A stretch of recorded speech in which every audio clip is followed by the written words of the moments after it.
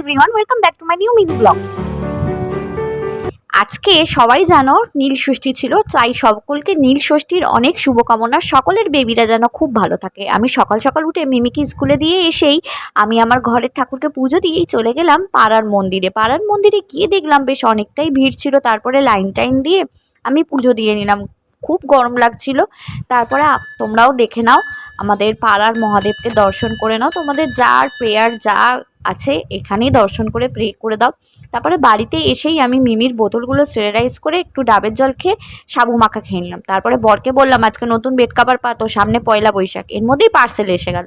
তারপরে মিশমি চলে এলো 11:30টার সময় স্কুল থেকে ছুটি, ওকে স্কুল থেকে এনে খাইয়ে টাইয়ে তারপরে চান ফান করি ওর লাঞ্চ টাইম হয়ে গেল। লাঞ্চ টাইম করে দেওয়ার পর তারপরে 2টোর মধ্যে ও মুসাম্বি লেবুর জুস খায়। মুসাম্বি লেবুর জুস খাওয়ানোর পর তারপরে আমার পার্সেল একটা মিশো থেকে ছিল আনবক্সিং, আর একটা আমার পার্সেল নিজস্ব ছিল।